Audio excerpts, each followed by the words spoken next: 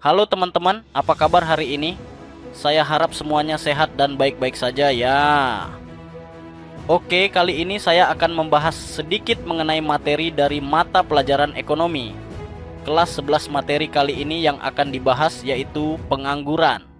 Pernahkah kamu membayangkan setelah bertahun-tahun bersusah payah menuntut ilmu, gelar sarjana yang kamu pegang justru tidak kunjung membawamu ke pintu pekerjaan?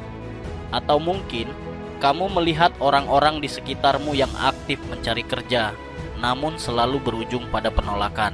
Ini bukan hanya ceritamu, ini adalah cerita jutaan orang di luar sana. Ini adalah realita yang kita sebut pengangguran.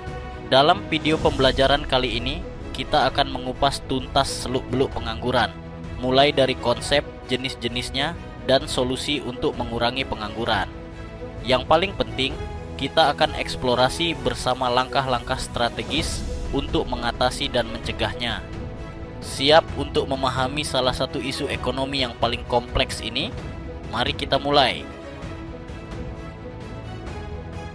Kita mulai dari konsep pengangguran terlebih dahulu. Pengangguran adalah kelompok kerja yang tidak bekerja atau sedang mencari pekerjaan. Pengangguran dapat terjadi karena jumlah penawaran tenaga kerja lebih besar daripada permintaan tenaga kerja. Dengan kata lain, terjadi surplus atau kelebihan penawaran di pasar tenaga kerja. Pengangguran menjadi salah satu masalah yang sering muncul di negara-negara berkembang. Hal ini disebabkan karena tingginya jumlah penduduk yang tidak diimbangi dengan ketersediaan lapangan pekerjaan, sehingga memicu terjadinya ketimpangan pendapatan. Kita lanjut pada jenis-jenis pengangguran. Jenisnya dibagi menjadi dua bagian, yaitu pengangguran berdasarkan waktu bekerja dan pengangguran berdasarkan penyebabnya. Pembahasan jenis pengangguran berdasarkan waktu bekerja dibagi lagi menjadi tiga jenis pengangguran, yaitu pengangguran terbuka, setengah menganggur, dan pengangguran terselubung. Kita mulai urutan dari pengangguran terbuka dulu.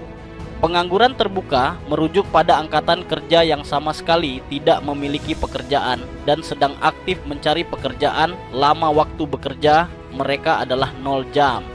Mereka adalah orang-orang yang siap dan bersedia bekerja, namun belum mendapatkan pekerjaan. Sebagai contoh dari pengangguran terbuka yaitu seorang sarjana yang baru lulus, fresh graduate, yang sedang aktif melamar pekerjaan ke berbagai perusahaan. Kemudian seorang karyawan yang terkena PHK dan sedang mencari pekerjaan baru. Dan seseorang yang berhenti dari pekerjaan lamanya untuk mencari pekerjaan yang lebih baik dan saat ini sedang dalam masa pencarian. Selanjutnya ada jenis pengangguran, yaitu setengah menganggur. Kategori pengangguran ini merujuk pada orang-orang yang sudah bekerja, namun jam kerja, produktivitas atau pendapatannya tidak optimal, atau bekerja di bawah jam kerja normal. Sebagai contoh dari kasus ini yaitu seorang guru les privat yang dalam seminggu hanya mendapat jadwal mengajar total 15 jam, padahal ia sanggup dan ingin mengajar 40 jam. Selanjutnya seorang ojek online yang dalam seminggu hanya narik selama 25 jam karena sepi order, padahal dia standby untuk bekerja penuh. Dan contoh terakhir yaitu pekerja kafe paruh waktu yang hanya mendapat jatah 3 shift atau hanya dapat 24 jam per minggu, padahal dia sudah melamar untuk posisi penuh waktu atau full time. Yang terakhir dari pengangguran berdasarkan waktu bekerja yaitu pengangguran terselubung. Pengangguran terselubung terjadi ketika jumlah pekerja dalam suatu unit usaha atau kegiatan melebihi jumlah yang sebenarnya dibutuhkan.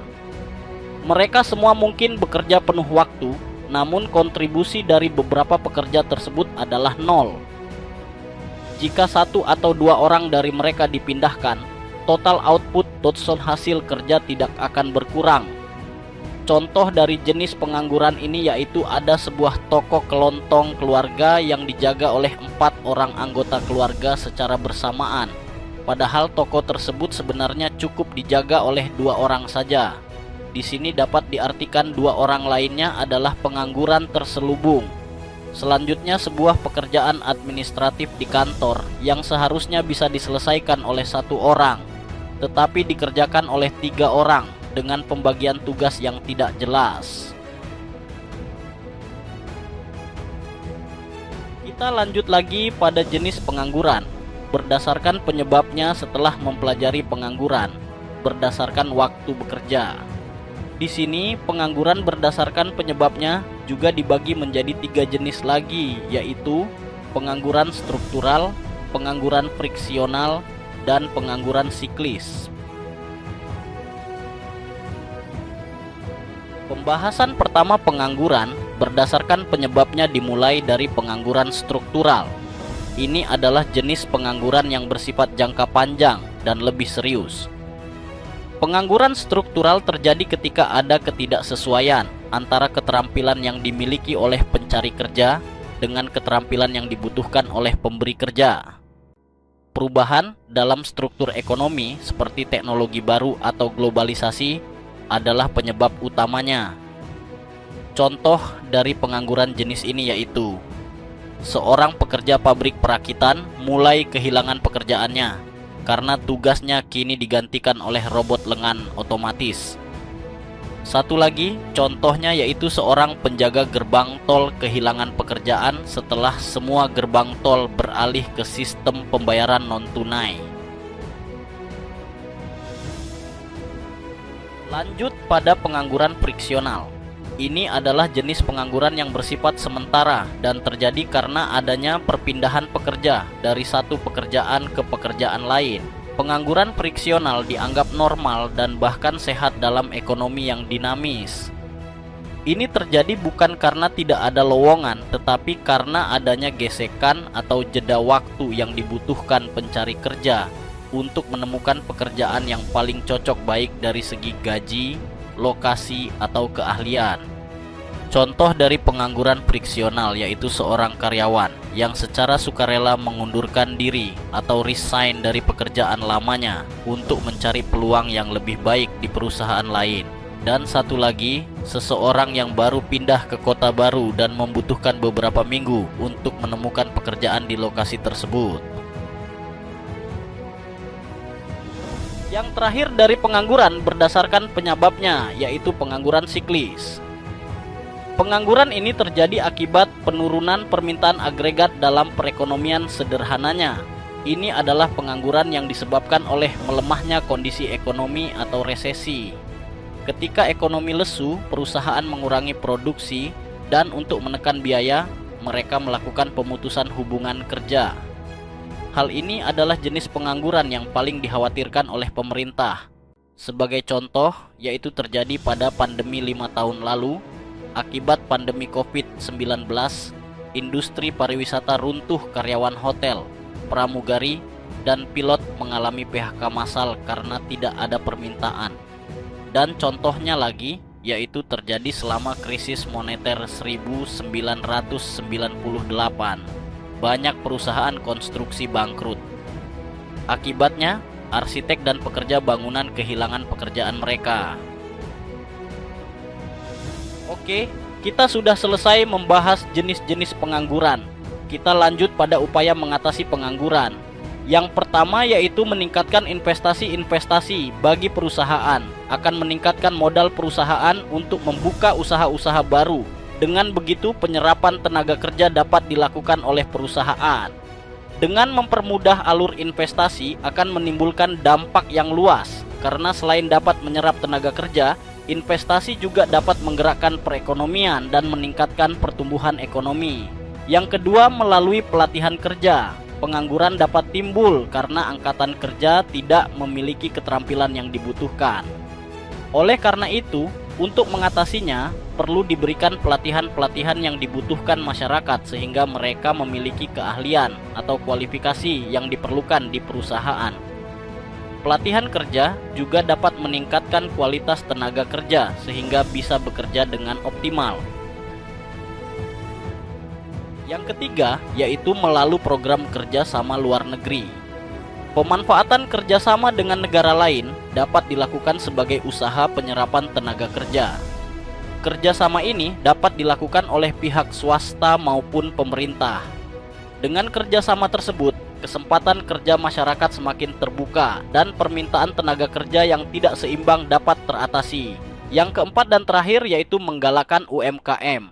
Meningkatkan kesadaran masyarakat untuk menggiatkan UMKM adalah salah satu upaya mengatasi pengangguran masyarakat dibina dan diberikan bantuan modal untuk membuka lapangan kerjanya sendiri, sehingga masyarakat tidak hanya berusaha mencari pekerjaan bagi dirinya sendiri, tapi juga dapat membuka lapangan usaha baru yang dapat membantu mengurangi angka pengangguran. Dari materi pembelajaran kali ini dapat disimpulkan bahwa pengangguran adalah masalah kompleks yang terjadi ketika jumlah penawaran tenaga kerja melebihi permintaannya, sehingga menciptakan surplus di pasar tenaga kerja. Masalah ini terutama sering muncul di negara berkembang akibat ketidakseimbangan antara jumlah penduduk yang tinggi dan ketersediaan lapangan kerja yang terbatas, yang pada akhirnya memicu ketimpangan pendapatan. Secara keseluruhan, pemahaman yang komprehensif mengenai jenis-jenis pengangguran dan solusi yang tepat sasaran sangat penting untuk merumuskan kebijakan yang efektif dalam mengurangi angka pengangguran dan dampak negatifnya terhadap perekonomian dan masyarakat. Jadi teman-teman, kita sudah membedah tuntas bahwa pengangguran bukan sekadar masalah tidak punya kerjaan semata. Mulai dari tantangan teknologi yang memicu pengangguran struktural, hingga naik turunnya ekonomi yang menyebabkan pengangguran siklis. Tapi ingat, setiap masalah pasti ada jalan keluarnya. Kuncinya ada pada investasi, pelatihan kualitas diri, dan semangat wirausaha atau UMKM. Sebagai generasi muda, tugas kalian bukan untuk takut, tapi untuk bersiap. Asah skill kalian agar sesuai dengan kebutuhan zaman, dan jadilah SDM yang berkualitas. Demikian video pembelajaran kali ini. Jika ada kesalahan dalam perkataan, mohon dimaafkan. Semoga kalian bisa sukses dan meraih pekerjaan impian kalian di masa depan.